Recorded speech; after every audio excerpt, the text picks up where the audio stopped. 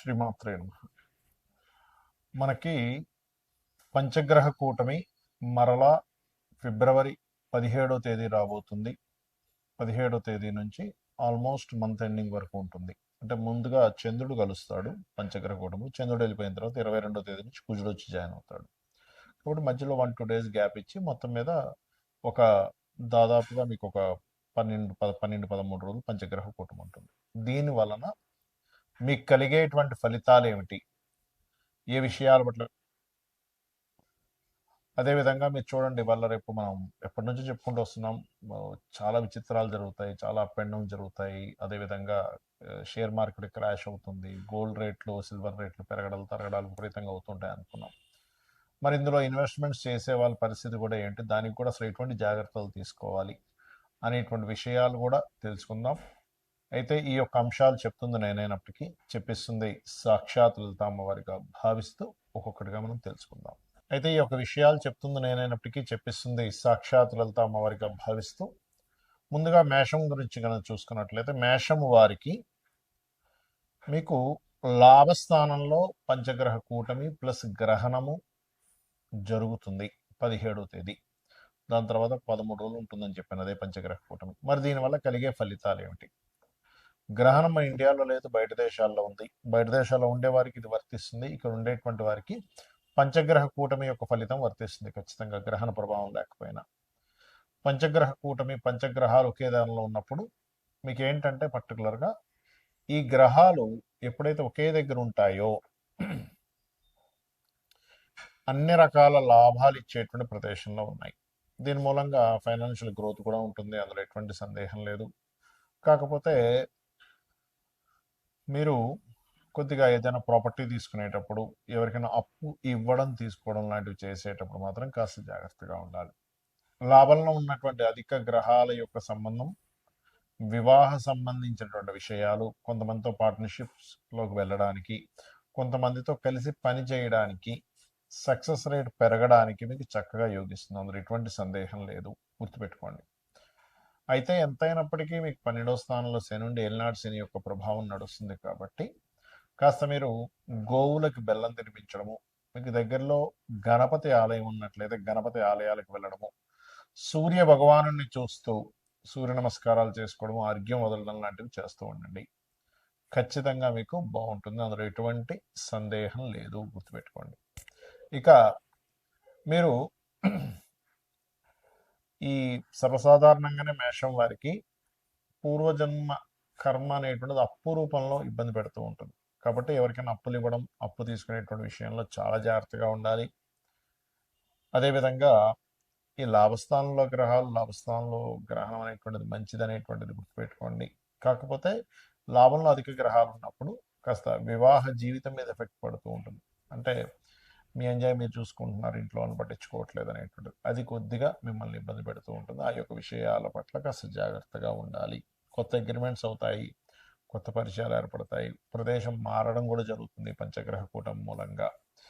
ఇక మీరు నిత్యము చేయవలసింది సూర్య నమస్కారాలు ఎక్కువగా చేస్తూ ఉండండి, గణపతిని ఎక్కువగా ఆరాధించండి, అన్ని విధాలు బాగుంటుంది.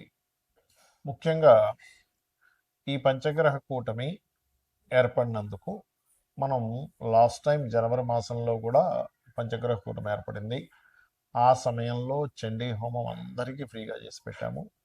అప్పుడే మనం అనౌన్స్మెంట్ చేసాం నెక్స్ట్ మంత్ క్షేత్రంలో జరుగుతుందని. కామాఖ్య శక్తిపీఠంలో ఈసారి 17, 18, 19 తేదీల్లో 17వ తేదీ గణపతి మరియు లలిత హోమము, 18వ తేదీ నవగ్రహ హోమము, 19వ తేదీ చండీ హోమం జరుగుతుంది.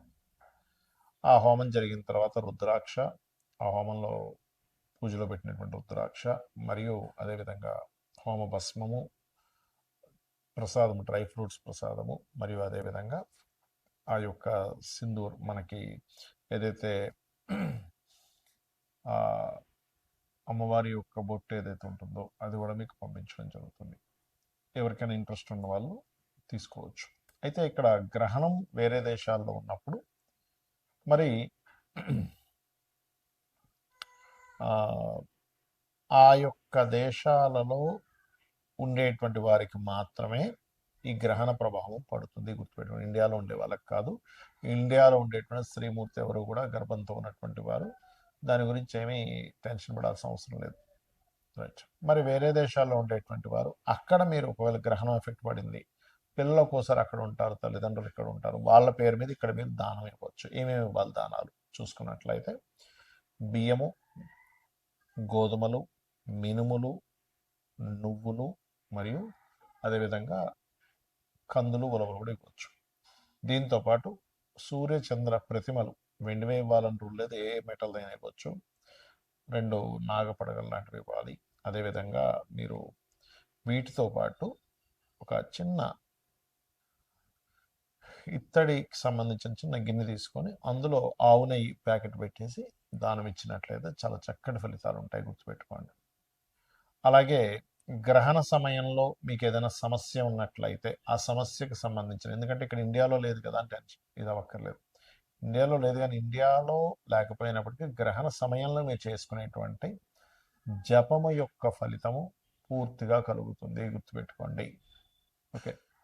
అయితే ఆ రోజు మీకు ఒకవేళ ఉదాహరణకి మీకు సమస్యలు ఉన్నాయి, ఎందుకంటే మనం ఆ రోజు గ్రహణం ఉందనే మనం ఆ రోజు కామాఖ్యలో హోమం కానీ చేస్తున్నాం. క్షేత్రస్థాయిలో క్షేత్రంలో చేసేటువంటి హోమం యొక్క ఫలితం 1000 రెట్లు ఉంటుంది. గ్రహణం రోజు చేసే ఫలితం మరొక 1000 రెట్లు ఉంటుంది. కాబట్టి ఆ రోజు చాలా గొప్పమైనటువంటి విశేషంగా చేయడం జరుగుతుంది.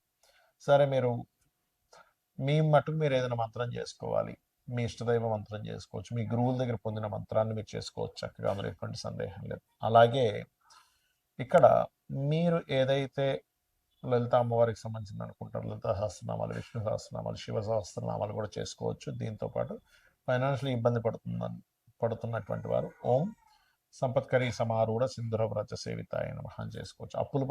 అప్పులకు ఇబ్బంది పడుతుండేటువంటి వారు ఓం అపర్ణాయ నమః అని చేసుకోవచ్చు. ఇక ఫ్లక్చువేషన్స్ అవుతున్నాయని మనం చెప్పుకున్నాం ఈ పంచగ్రహ కూటముల వల్ల, గురువు అతిచారం వల్ల, గురువు మిథున రాశిలో ఉండడం వల్ల షేర్ మార్కెట్ కానీ బంగారు సిల్వర్ రేట్స్ కానీ మనం చెప్పుకున్నాం, ఆల్రెడీ విపరీతంగా పెరుగుతాయని చెప్పుకున్నాము, కొంత ఇబ్బంది వస్తుందని చెప్పుకున్నాం. మరి మీరు ఇబ్బంది పడకుండా ఉండాలంటే ఏం చేయాలి? ఏ రాశి వారైనా ఏ లగ్నం వాళ్ళైనా ముందుగా ధనాధిపతి, మీ లగ్నం నుంచి ధనాధిపతి ఎవరో తెలుసుకోండి, మీకు ధనాన్ని ఇచ్చే కారకుడు ఎవరో తెలుసుకోండి, ఆ అధిష్టాన దేవత ఆరాధన చేసుకోండి. ప్రతి లగ్నానికి ధనాధిపతి ఉంటాడు. అలాగే పంచమాధిపతి నిర్ణయం తీసుకునేటువంటి కారకుడు. ప్రజెంట్ పంచమ స్థానంలో కేతు ఉన్నాడు కాబట్టి న్యాచురల్ పంచమ స్థానంలో అందరూ గణపతిని ధ్యానం చేయడం వల్ల మీరు ఎటువంటి రాంగ్ డెసిషన్స్ తీసుకోకుండా ఉంటారు.